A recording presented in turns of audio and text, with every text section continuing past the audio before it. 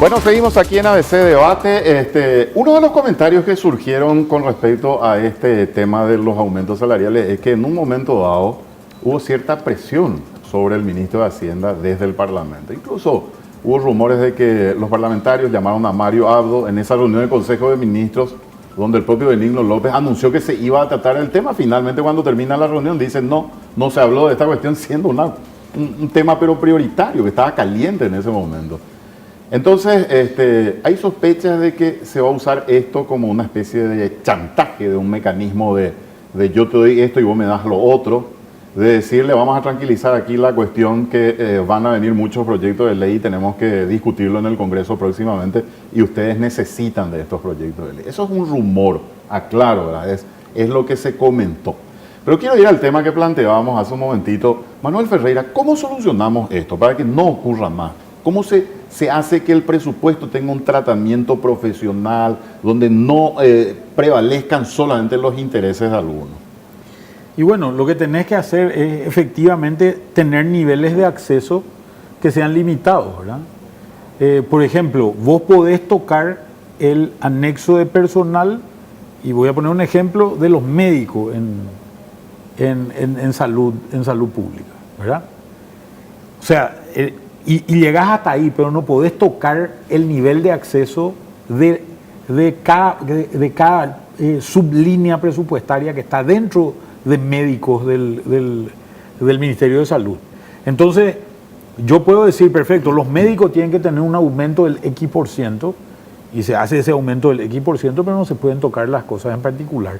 Incluso, si vos te fijas algunas leyes, un caso muy concreto, y le pido a la gente incluso que revise, esto está todo en internet, si uno revisa la ley de FONACIDE tiene disposiciones transitorias en el último artículo de la ley, y en ese último artículo de la ley dice la partida presupuestaria hasta el último detalle que tenía que haber sido transferida a los famosos horticultores, que al final se descubrió aquel famoso escándalo donde terminaban recibiendo fondos sin nada a cambio, ¿verdad?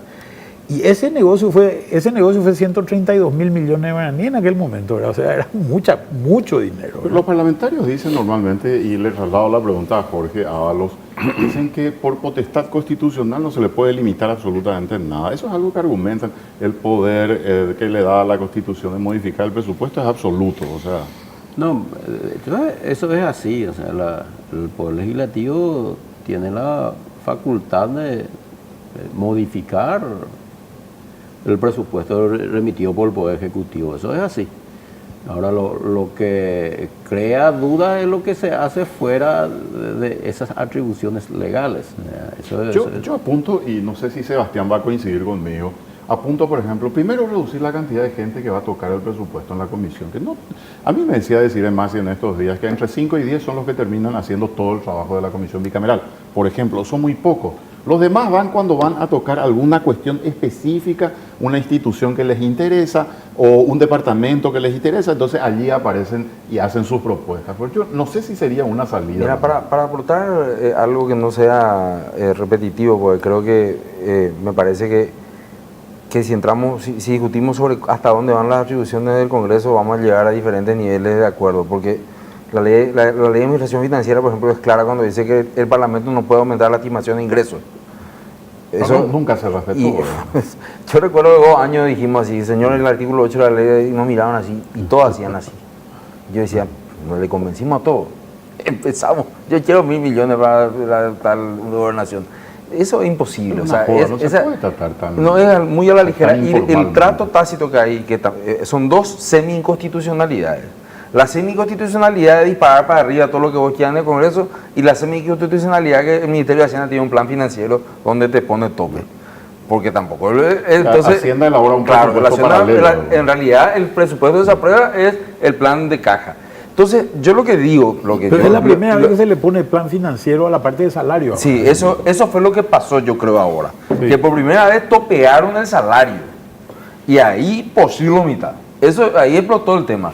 Entonces, yo lo que creo que lo que puede convenir mucho para todos es que la presentación sea digital. Y hoy tenemos, ya no hoy, Tenemos hace 15 años de tecnología para que esté encriptado el anexo de personal, porque verdaderamente el anexo de personal no puede tocar al Congreso.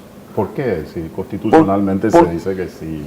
Porque el anexo de personal corresponde a una serie de instituciones que tienen que hacer concursos según la ley de la función pública, y vos quebrantás el principio de igualdad, acceso a la función pública, así que vos estás modificando el acceso personal, que es un principio constitucional. Es un principio, una garantía constitucional. Entonces yo digo, si sabes que yo voy a hacer una ley individual, el Congreso tiene por supuesto toda la potestad para cambiar leyes generales y, bueno, en este caso es anual, ¿verdad? Pero generalmente las leyes no tienen un fin. Pero cuando vos entras a decir, yo estoy quebrantando todo un proceso de carrera de la función pública, porque le estoy metiendo por la ventana a alguien que yo no le pregunté al ministro si es que le sirve o no le sirve. Entonces yo lo que digo, para terminar nomás, es, hay que mandar encriptado, y el anexo de personal tiene de tener, dos personas tienen de tener el acceso al anexo de personal, el presidente de la bicameral y el ministro de Hacienda. Entonces, si hay un cambio dentro de eso, hay dos responsables nomás. Permíteme, por favor, hacer un contacto con exteriores, porque otro tema fuerte en el momento tiene que ver con Enrique Baqueta, senador por el Partido Colorado. Un tuit de apoyo, de defensa, hasta casi un prejuzgamiento del caso Ulises Quintana, diputado preso actualmente por supuestos vínculos con el narcotráfico. Hay una movilización frente a su casa en estos momentos y ya Claudio Genes nos cuenta qué está pasando. Claudio, ¿cómo estás? Buenas noches. Buenas noches, Roberto. Estamos frente a la vivienda del senador Enrique Baqueta, también titular del Jurado de Enjuiciamiento de Magistrados. Estamos en el barrio Villa Virginia de la ciudad de Lambaré. Vamos a hablar con una de las organizadoras, Esther Roa. Bueno, he visto, Esther, que se acercaron los policías. ¿Qué pasó? Así es, ellos intentaron que le demos nuestros datos personales y eso está prohibido por Constitución Nacional. Nosotros estamos ejerciendo un derecho constitucional que es la de manifestarnos en la vía pública. No estamos haciendo uso de la violencia, por lo tanto, ni siquiera fotos pueden sacarnos. Porque al hacer eso, ellos están prácticamente coaccionando a la ciudadanía, tratando de infundir tal vez el temor, ¿verdad? Y estamos en una era en donde la democracia tiene que llegar a Paraguay. Así es que nosotros no vamos a pasar la línea, vamos a ser respetuosos, pero exigimos también el respeto. Bueno, vamos a hablar con otro de los manifestantes. Julio Vela, ¿ustedes están pidiendo la renuncia de Enrique Baqueta? Sí, tiene que renunciar indiscutiblemente ese señor impresentable que se pasa torciendo la vara de la justicia a través del cargo que ostenta actualmente. Por decoro y delicadeza, como él dijo, pero él no tiene que apartarse del caso Ulises Quintana. Él tiene que dejar el jurado de enjuiciamiento de magistrados. El tipo ya se pasó la raya y ahora tiene que abandonar eso. ¿Van a insistir ustedes con esta manifestación? Vamos a insistir todos los días, le vamos a traer huevo, papel higiénico, porque si le falta alguna cosa le vamos a traer del supermercado, sin problema. Gracias, bueno, vamos a seguir hablando con la gente. Bueno, acá está también el famoso personaje Juan Pueblo. Pide la renuncia de Baqueta. Tiene que renunciar a este impresentable. Un país no puede estar gobernado por gente así que utiliza su poder político para blanquear a amigos, para coaccionar fiscales y jueces. Un país no puede estar gobernado por delincuentes. Tiene que renunciar a este Baqueta. No vamos a descansar hasta que renuncie. Gracias, Juan Pueblo. Bueno, Juan Pueblo es otro de los manifestantes, un reducido grupo de manifestantes, pero bullicioso, por cierto, Roberto, a estas horas en el barrio Villa Virginia de Lambaré. Se están manifestando frente a la casa del senador Colorado y titular del Jurado de Enjuiciamiento de Magistrados, Enrique Baqueta. Volvemos con ustedes. Muchas gracias, Claudio, por este contacto. Bueno, eso está pasando ahora, estas horas. Es lo que prometieron, movilización hasta que renuncie Enrique Baqueta del Jurado de Enjuiciamiento. Cuando ocurren este tipo de cosas, yo a veces digo, ¿de qué manera nos afecta? ¿Verdad? Me gustaría también compartir un poco esto dentro de todo esto que está sucediendo, ¿verdad? Este debate en el Congreso, y resulta que hoy tenemos otra cuestión que hace a la institucionalidad del país y a la solidez de nuestras instituciones. Yo no sé, Héctor, si esto repercute en el sector productivo, en las inversiones que se dan. ¿Qué comentan los...? Y lo único que hace esto es reconfirmar el tema de la famosa frase de nuestras debilidades institucionales y nuestra seguridad jurídica, que siempre está en jaque porque se amolda como flan las cosas de acuerdo a la conveniencia de quien tiene el control remoto en el momento de tomar decisiones. Y Y al país no le viene bien este tipo de hechos.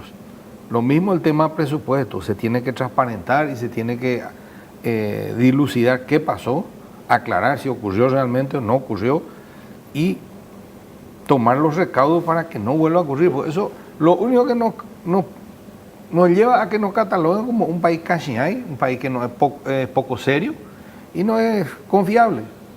En un ratito vamos a estar hablando de otro tema. Vamos a avanzar un poquito más porque también queremos aprovechar la presencia para ver este proyecto de ley que ya se habla, se va a presentar en el mes de marzo y que va a modificar el sistema impositivo, el régimen tributario que tenemos. Tiene mucho que ver con esto que pasó en el Congreso. Si nos están diciendo, ustedes tienen que pagar más impuestos porque el Estado necesita, resulta que vemos que van direccionados a beneficios a personas amigas o correligionarios o lo que sea.